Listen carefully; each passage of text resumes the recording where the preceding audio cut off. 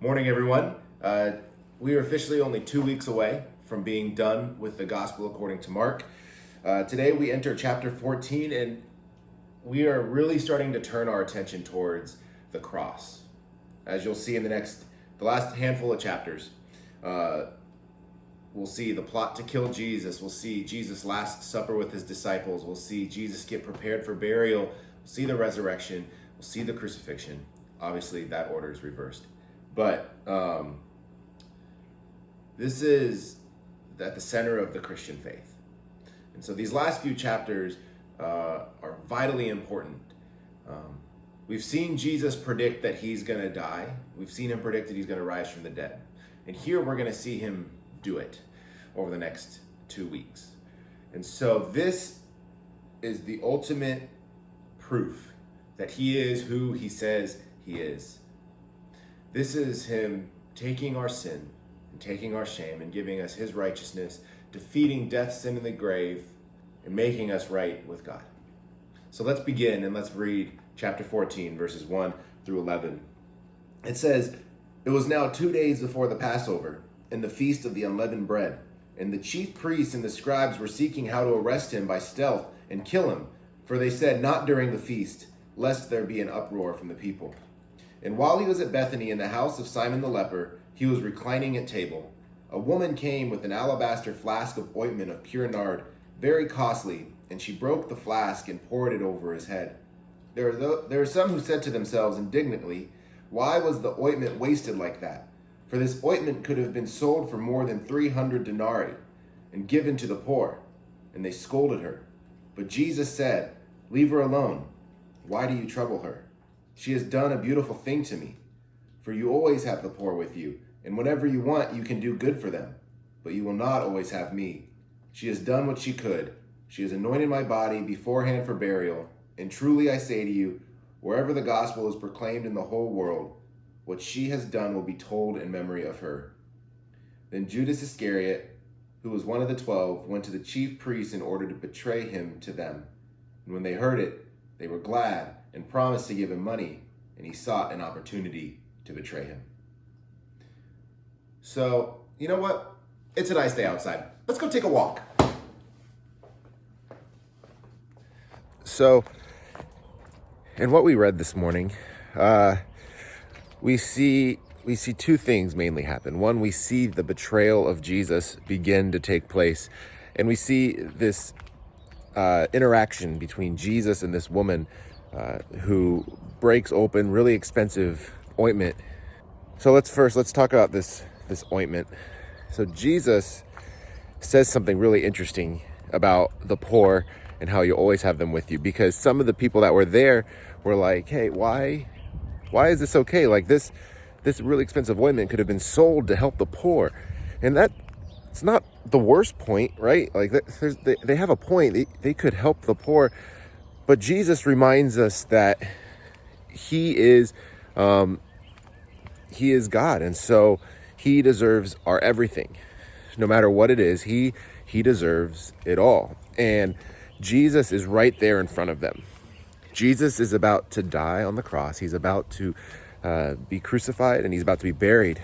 And his body, being the Son of God, his body is precious and needs to be prepared. And so he says this statement to them that you'll always have the poor with you. You won't always have me physically here. So this is not super applicable really to us today, because we don't have Jesus physically here.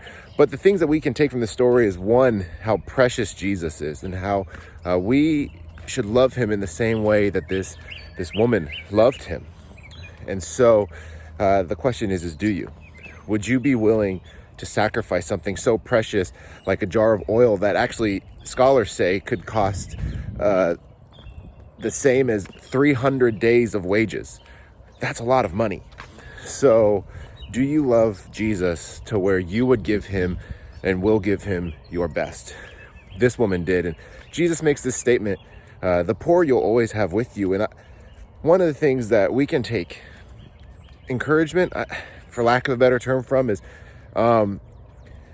you won't be able to solve all the world's problems.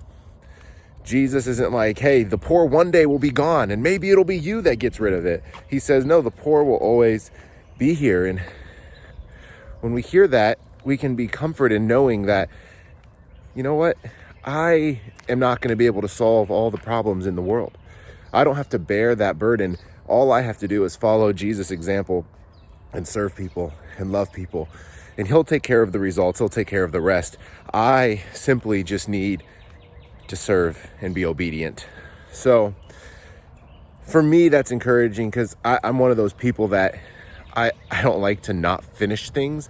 And so if Jesus was like, hey, someday the poor will be gone, and I'm looking around, I'm like, the poor are still here, I would be like, how do I get rid of that? How do I make it all better? But Jesus is like, no, they're always going to be here. So while this earth exists, before Jesus returns, there's always going to be pain and sorrow in this world, but take heart. Jesus says in Revelation that one day there will be no more tears, no more crying, no more pain, no more sickness, no more sorrow. And so we have that day to look forward to. That's when all the things will be made right. The other thing, and we'll touch on this more in depth later, but the betrayal of Jesus. Jesus came as a man. This is God who's existed in eternity, God the Son, and he came as a man, and he experienced things that we experience every day.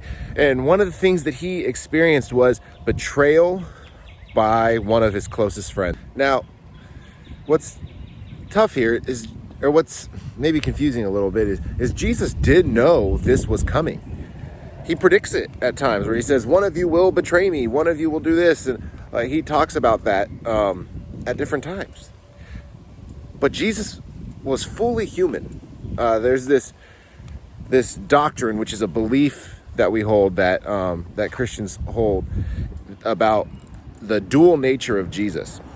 And those dual natures, he has his first nature, his nature is God. He's 100% God, 100% divine, but he's also 100% man. And because he's 100% man, he experiences pain and hunger. I'm sure he scraped his knee at times. He struggled, he cried, he dealt with the human emotions that we all do. He was tempted, the Bible tells us.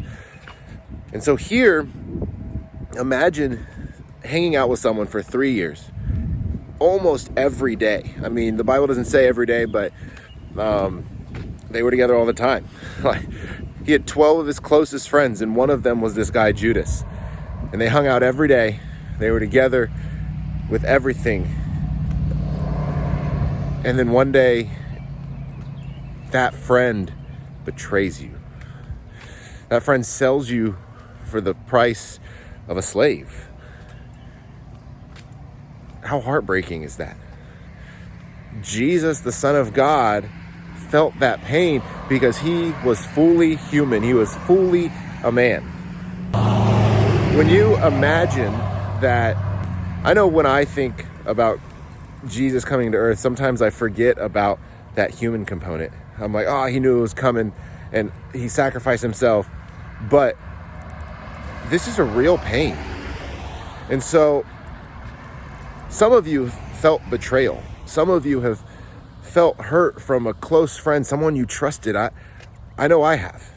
And there's comfort knowing that when we cry out to God, when we pray about it and we say, God, help me, give me joy, give me comfort, give me peace, give me strength in this time. Help me with my friend who we don't trust each other right now and I feel like I've been betrayed. There's comfort knowing that you're not praying to a God who has no idea what you're dealing with. Hebrews tells us that Jesus is not unable to sympathize with us, but instead is able to sympathize because he was tempted and he was tried in every way, the same ways that we are. It's very encouraging to know that when we are praying to Jesus, and he's not just helping us from a distance, but he's helping us from up close, because he knows what it feels like to be betrayed. He knows what it feels like to feel that pain. He knows what it feels like to be hurt. He knows what it feels like to be in despair. So I encourage you, if that's you, pray. Ask the Lord to help you. Ask the Lord to wrap his arms around you and give you comfort. He knows what it feels like. He knows what it feels like, and he cares for you. All right, all. See you next time.